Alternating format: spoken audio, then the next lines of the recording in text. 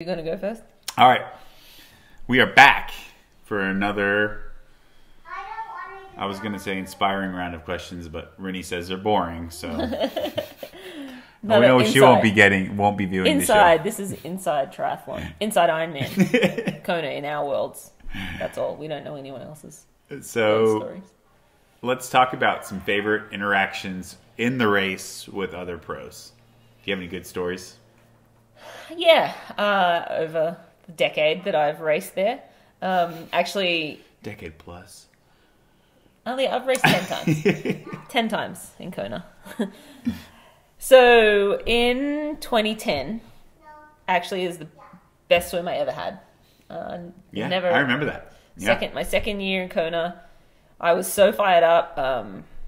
I trained awesome, and I think that was the year also Chrissy pulled out right at like an hour before I the knew start. you were going to win when you got out of the water. Yeah. I swear to God, I'm like, it's done. Like I think I started drinking. Well, I came out of the water with the lead group, which, I mean, I think the only girls that were ahead were Julie and Rachel. Yep. And I was with the main pack, like Leander Cave, Dee Dee, like everyone. It was a massive pack. And usually I'm like a good 3 minutes behind that group or more. So I was pretty shocked to get out. So anyway, best ever swim. But back in 2010, all the pros started together. So we had a big gap to the amateurs. I'm not sure it was 25 minutes yet, but it was a decent gap to the amateurs. But pro men and pro women started the swim together. These days, pro men go off, 5 minutes later, pro women go off, and then 25 minutes later or 20 minutes later, the amateurs start.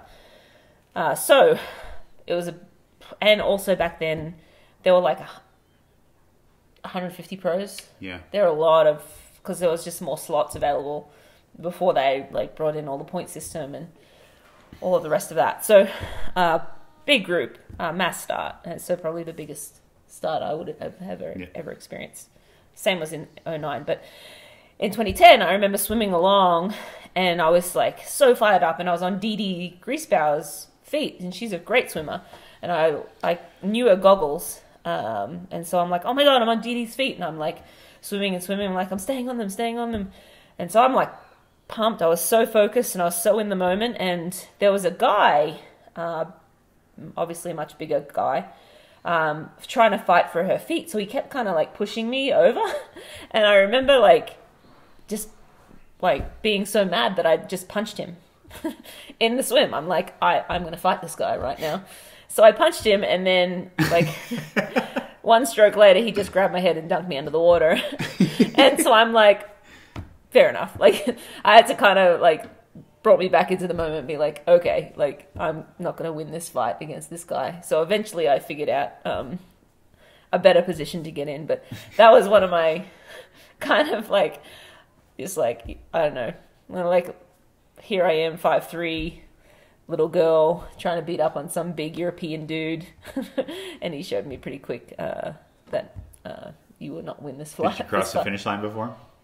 I remembered at the time who it was, but it wasn't anyone like a huge name. But yeah, I don't know. I don't know where he finished in the day. I'm like, I'm trying to win this race, dude. Yeah. Who are you? You're interfering with my race. Yeah.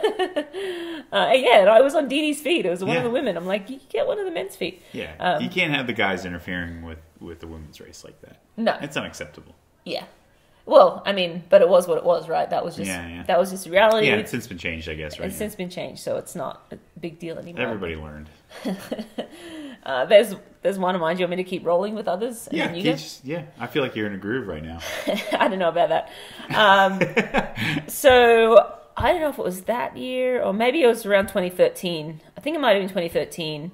I was having a great day. I had a good swim, not as good as 2010, but a good swim. I was feeling awesome on the bike. Actually averaged the best power I've ever averaged that day in that race. And I came up on Mary Beth Ellis, coming down from Harvey or from Kauai High area, so kind of in that little section. And MB had a phenomenal year. I think she'd won 3 Ironman already, and she was just on fire. But 5 weeks out from Kona, she fell off her bike. She was training in Cozumel, fell off her bike, cracked her collarbone. she got surgery and still raced Kona, and still took me 100 kilometers to catch her on the bike. So probably more, maybe more like 120 kilometers to catch me on the bike. So that's how much of an animal Mary Beth Ellis was. So I never really got to experience, or we never really got to see MB at her best in Kona. But I remember coming up on her on the bike, and she's like, "Oh, Rinny, you're riding awesome. I'll try to keep pace with you, and I'll come around, to like help pace, like legally, obviously, help you pace to help you have a great day."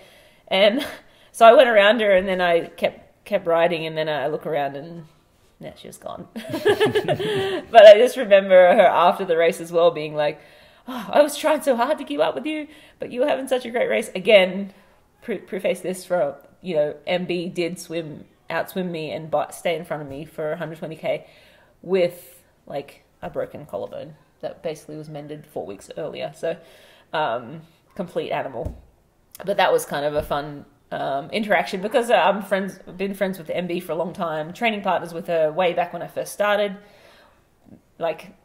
racing here in the US back in 2005-06, and then again the end of her career she was training again with Siri. So good friend of mine, and just fun to have those little interactions in race setting. And then another couple that I can think of are both with Rachel Joyce, and the first one, Rachel's just always so pleasant and so kind, and always comes across as very calm, and there was no different. There's a famous video when you're running by her and she's like smiling. Yeah, like, this is the one. Okay, it's Rinny. Rinny should be running. And here. It's she fine. copped it for. So the footage was from, I believe it was from 2013 as well. It was 13, yeah. And I caught her late in the marathon. Actually before the energy lab, so probably 25, past halfway in the marathon, and I just sort of pat her on the back and said, "That's a great day to be out, isn't it?" But the coverage caught the pass and Rachel's like laugh and smile, and that's just a testament to who Rachel is. She's just like so calm, collected, and like can always have a laugh, even like in misery, like that moment in the race. I was again having a fantastic race, and you always upbeat when you're passing someone. It's hard to have that smile and that much energy when someone's passing you. So Rachel that year. But then in 2016, 14, the next year, I caught up to Rachel again, and Rachel was in second place, I believe, and Daniela was leading, and it was Daniela's first ever time in Kona. And I came up on Rachel, and I was like, "Come on, Rachel, we can't let this rookie beat us." Because Rach had been on the podium like 3 or 4 times with me. And, we'd both been racing. I think she might have been amateur in 09, but we'd raced against each other in 10, 11, 12, 13, and now 14 at the pointy end.